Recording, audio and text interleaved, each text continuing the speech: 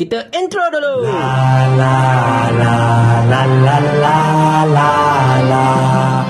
Wahai Zamri Kadir dan juga para pimpinan Kerajaan Perpaduan Madani, anda ingat rakyat ni bodoh ke apa masalahnya? Hebatnya kamu. Yakinnya kamu.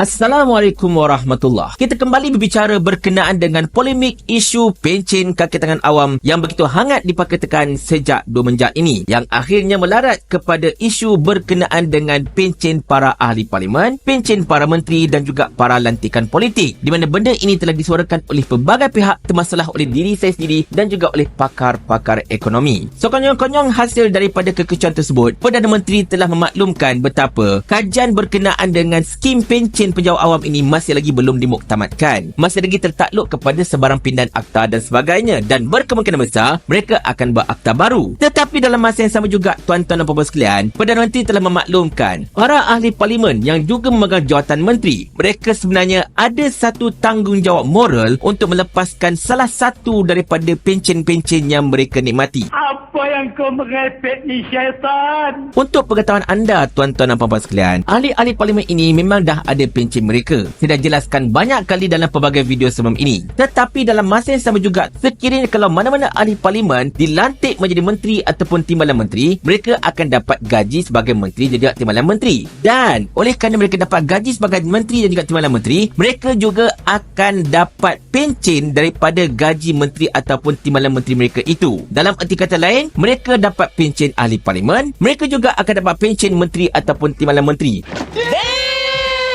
Gila bapak, tuan-tuan dan puan-puan sekalian. Lepas pencen pun makan tak habis masalahnya. Tetapi yang kelakarnya, tuan-tuan dan puan-puan sekalian, macam yang selalu saya katakan, para ahli parlimen ini nak dapat pencen, mereka hanya perlu berkhidmat sekurang-kurangnya 36 bulan sahaja maksimum. Tetapi dalam masa yang sama juga, penjawat-penjawat awam ini, kalau nak mendapatkan pencen mereka, mereka kena berkhidmat sekurang-kurangnya 240 bulan, bukan 36 bulan. Ini tidak adil. Bayang tak tuan-tuan sekalian betapa tidak adilnya kerajaan ini sekian lama terhadap para penjawat awam. Saya tak nak salahkan Kerajaan Perpaduan Madani semata-mata, tetapi daripada dahulu pun memang inilah amalannya. Termaktub dalam perlembagaan, ahli-ahli parlimen dapat pencen selepas 36 bulan. Tetapi kaki tangan awam nak dapat pencen kena berkhidmat sekurang-kurangnya 240 bulan. Situ pun dah tak adil dah. Tetapi yang menjadi isu sekarang ini, bila kerajaan yang tengah mentadbir pada ketika ini bertindak mahu memasukkan skim pencen, terutamanya untuk lantikan baru, sampai mengundang kemarahan mereka yang bakal menjadi penjawat-penjawat awam ini dan juga kepada penjawat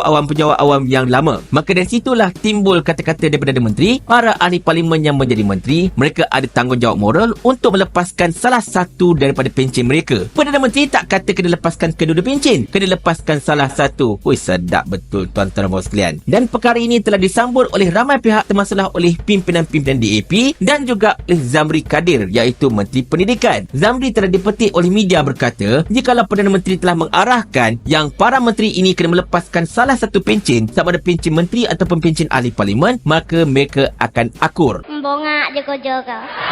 Tetapi kasih tuan-tuan dan puan sekalian, memang kelakar gila sebenarnya. Sebab kalau mereka melepaskan salah satu dari pencen-pencen mereka dapat, mereka tetap ada pencen. Itu isu dia. Sedangkan penjawat awam ini yang bakal tidak ada pencen, itulah satu-satunya pencen mereka sebenarnya. Tak ada pencen lagi dah. Dan pencen yang satu itu pun tak sebanyak mana jumlahnya. Antara 1,000 lebih sahaja nilai dia tuan-tuan sekalian. Sedangkan kita beri contoh. Katakanlah kalau Zamri Kadir memilih untuk mendapatkan pencen ahli parlimen, bermaksud dia akan dapat RM16,000, iaitu gaji ahli parlimen, dikalikan dengan 3/5, maka dia akan dapat lebih kurang RM9,600 sebulan. Tetapi jikalau dia memilih untuk mendapatkan pencen sebagai menteri, gaji menteri ialah lebih kurang RM18,000 sebulan. RM18,000 kalikan dengan 3/5, situ sahaja tuan-tuan dan puan-puan sekalian, Zamri Kadir boleh dapat lebih kurang RM11,000. So, mana-mana pencen yang dia dapat pun sudah menghampiri ataupun melepasi 5 angka. Dan mana-mana pencen pencen yang dia dapat pun,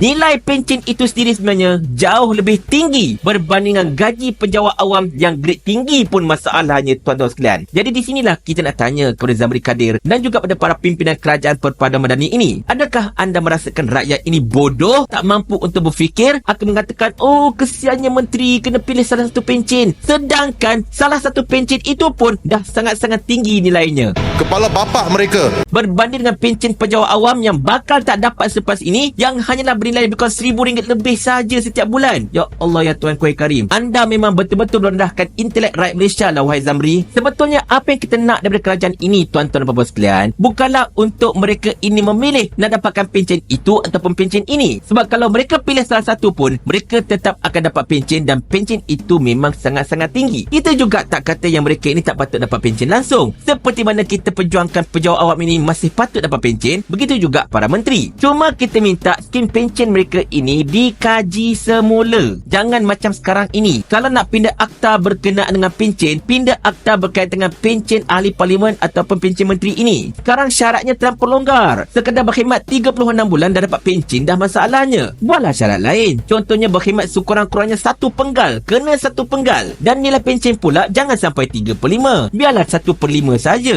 1/5 pun still banyak lagi apa. Kalau RM16,000, 1/5, situ pun dah lebih kurang dekat RM4,000 dah nilai dia. Still banyak lagi kalau nak ikutkan. RM4,000 pencen untuk ahli parlimen yang berkhidmat selama sepenggal. At least takkanlah tak cukup kot. Agak-agak lah. Banyak-banyak duit nak buat apa masalahnya. Jadi kepada kerajaan, kepada Perdana Menteri, tolong jangan keluarkan sebarang cadangan mengarut konon-kononnya prinsip moral dan sebagainya. Sepatutnya jika kerajaan ada satu prinsip moral, anda tidak akan berkira-kira untuk memasukkan pencen pejabat awam, tetapi dalam masa yang sama juga para menteri, para ahli parlimen yang macam kayu itu tetap mendapat pencen yang begitu banyak. Apa cerita masalahnya? Kalau nak kaji betul-betul, kaji pencen ahli parlimen, kaji pencen para menteri itu. Sebab mereka ini terbukti duduk ke atas itu pun tak buat apa. Macam menteri-menteri kerajaan Perpaduan Madani ini, kerja macam karut tapi nak dapat pencen banyak. Banyak cantik muka korang.